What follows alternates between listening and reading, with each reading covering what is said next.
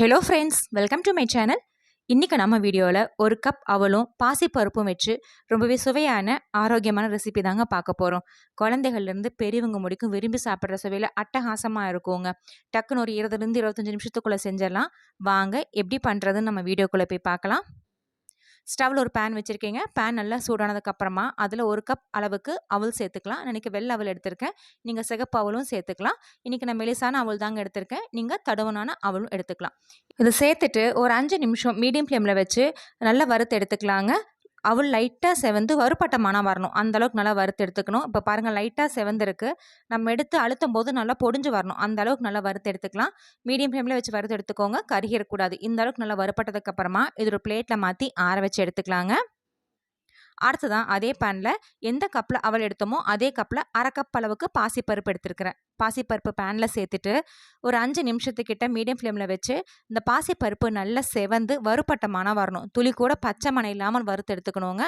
ஒரு 5 நிமிஷத்துக்கிட்ட medium flame வச்சு வறுத்து எடுத்தோம்னா நல்லா செவந்து வறுபட்ட மணம் வரும். இந்த அளவுக்கு நல்லா செவந்து வறுபட்டதுக்கப்புறமா இது ஒரு பிளேட்டில் மாற்றி ஆற வச்சு எடுத்துக்கலாம். அடுத்ததான் அதே பேனில் ஒரு கப் அளவுக்கு வேர்க்கடலை, எந்த கப்பில் அவல் எடுத்தோமோ அதே கப்பில் ஒரு கப் அளவுக்கு வேர்க்கடலை எடுத்துருக்கீங்க. இதை சேர்த்துட்டு இது தோல் பிரிஞ்சு நல்லா வறுபட்டு வரணும். அந்த அளவுக்கு நல்லா வறுத்து எடுத்துக்கலாம். நீங்கள் வறுத்த வேர்க்கடலை எடுத்தீங்கன்னா இந்த சூடான பேனில் போட்டு ஒரு 2 நிமிஷம் மட்டும் நல்லா சுலட்டி எடுத்துட்டு நம்ம அரைச்சி எடுத்துக்கலாம். இப்போ நான் பச்சை வேர்க்கடலை சேர்த்துருக்கிறனால 5 நிமிஷத்துக்கிட்ட தோல் பிரிஞ்ச அளவுக்கு நல்லா வறுத்து எடுத்துக்கிறேன். இப்போ வேர்க்கடலை நல்லா வறுபட்டுருச்சு. இது ஒரு பிளேட்டில் மாற்றிட்டு தோல் நீக்கி எடுத்து ஆற வச்சுக்கலாங்க.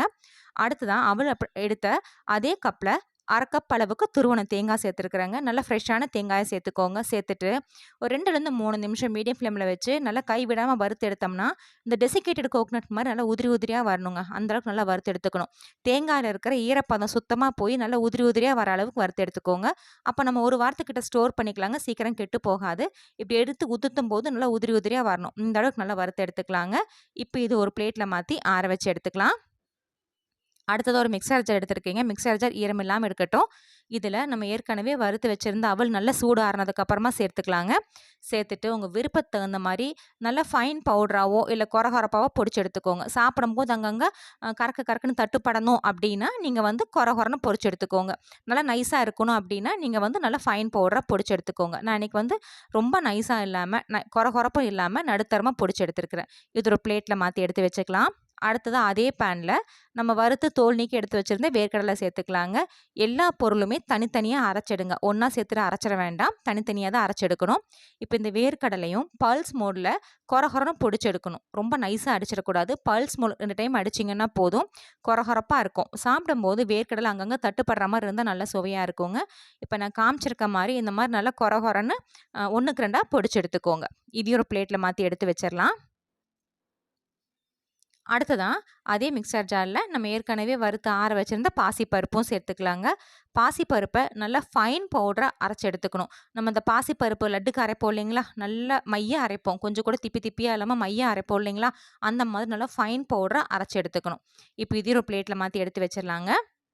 அடுத்ததான் ஸ்டவ்வில் ஒரு பேன் வச்சுட்டு எந்த கப்பில் அவல் எடுத்தோமோ அதே கப்பில் ஒரு கப் அவலுக்கு நாட்டு சர்க்கரை இல்லைன்னா நான் வெல்லம் சேர்த்துருக்கிறேன். அவங்க விருப்பத்து மாதிரி எது வேணால் சேர்த்துக்கலாம். சேர்த்துட்டு ஒரு கப் அளவுக்கு தண்ணி சேர்த்துக்கலாங்க. சேர்த்து இதை கரைச்சி எடுத்துக்கலாம். கம்பி பதம் பாகு பதம் எதுவும் வேண்டாம். நல்லா கரைஞ்சி வந்தால் போதும். கரைச்சி எடுத்துக்கலாம். இப்போ வெல்லம் நல்லா கரைஞ்சி வந்துருச்சுங்க. இது எடுத்து ஓரமாக வச்சுருவோம். அடுத்ததான் ஸ்டவ்வில் ஒரு பேன் வச்சுட்டு அதில் நம்ம கரைச்சி வச்சுருந்த வெள்ளை தண்ணியை வடிகட்டி எடுத்துக்கலாம். வடிகட்டி சேர்த்துனதுக்கப்புறமா இந்த வெள்ளைப்பாகு நல்லா தளன்னு கொதிச்சு வரணுங்க. மீடியம் ஃப்ளேமில் வச்சு நல்லா கொதிக்க வச்சு எடுத்துக்கலாம். இந்த மாதிரி நல்லா நுர கட்டி கொதிச்சு வர டைமில் இது கூட நம்ம ஏற்கனவே வறுத்து பொடிச்சு வச்சுருந்த பாசிப்பருப்பு பொடியை சேர்த்துக்கலாங்க. சேர்த்துட்டு கொஞ்சம் கூட கட்டி இல்லாமல் கலர் எடுத்துக்கணும். கட்டி இல்லாமல் கலர்னதுக்கப்புறமா மீடியம் ஃப்ளேமில் வச்சு ஒரு 5 நிமிஷத்துக்கிட்ட இந்த வெள்ளை தண்ணியிலே இந்த பாசிப்பருப்பு பொடி நல்லா வெந்து வரணுங்க. ஒரு 5 நிமிஷம் நல்லா வேக வச்சு எடுத்துக்கோங்க. அந்த மாதிரி வேக வச்சு எடுக்கும்போது இதோட கன்சிஸ்டன்சி கொஞ்சம் நல்லா திக்காகும். இப்போ இருக்கிற கன்சிஸ்டன்சிலேருந்து இன்னும் கொஞ்சம் நல்லா திக்காகும். அந்த அளவுக்கு நல்லா கொதிக்க வச்சு எடுத்துக்கணும். ஒரு 5 நிமிஷத்துக்கிட்ட கலரம்னா போதும். ஒரு 5 நிமிஷம் கழித்து பார்த்தீங்கன்னா இப்போ நான் காமிக்கிற கன்சிஸ்டன்சியில் இந்த அளவுக்கு கொஞ்சம் நல்லா திக்காக வந்திருக்கும். இந்த அளவுக்கு நல்லா திக்கானதுக்கப்புறமா நம்ம அடுத்தடுத்த பொருளெல்லாம் சேர்த்துக்கலாம். இப்போ இது கூட நம்ம ஏற்கனவே வறுத்து பொடிச்சு வச்சுருந்த தேங்காயை சேர்த்துக்கலாங்க. சேர்த்துட்டு கலரி விட்டு எடுத்துக்கலாம். தேங்காய் சேர்த்து கலந்ததுக்கப்புறமா ஏற்கனவே வறுத்து பொடிச்சு வச்சுருந்த வேர்க்கடலை பொடியை சேர்த்துக்கலாம். ஒவ்வொரு பொருளாக சேர்த்துக்கலாங்க. அட் அ டைமில் எல்லாத்தையும் சேர்த்தோம்னா கட்டி தட்டிடும். ஒவ்வொரு பொருளாக சேர்த்துக்கலாம். வேர்க்கடலை பொடியும் சேர்த்துட்டு இதையும் நல்லா கலந்து விட்டு எடுத்துக்கலாங்க. வேர்க்கடலை பொடியும் நல்லா கலந்ததுக்கப்புறமா ஏற்கனவே வறுத்து பொடிச்சு வச்சுருந்த அவளும் சேர்த்துக்கலாங்க. இப்போ நம்ம பொடிக்கும் போது அவல் வேர்க்கடலை எல்லாத்தையும் ஒன்றா பொடிச்சிருந்தோம்னா வேர்க்கடலையிலேருந்து வர எண்ணெய் பசையினால அவல் வேர்க்கடலை ஒன்றோட ஒன்று ஒட்டியிருக்கும். இப்போ சேர்த்து கலரும் போது நமக்கு வெள்ளைப்பாகோட நல்லா கலந்து வராது. அதனால தான் உங்களுக்கு வேர்க்கடலை அவல்லாம் தனித்தனியாக பொடிக்க சொன்னது. இப்போ நான் பொடிச்சு வச்சுருந்த அவளையும் இது கூட சேர்த்துட்டு ஃப்ளேம் லோவில் வச்சுட்டு ஒரு 5 நிமிஷம் மட்டும் நல்லா கலரி எடுத்திங்கன்னா பேனில் ஒட்டாமல் அப்படியே திரண்டு வருங்க. நீங்கள் விருப்பப்பட்டீங்கன்னா இது கூட நீங்கள் நெய் சேர்த்துக்கலாம். நான் நெய் எதுவும் சேர்க்கலை.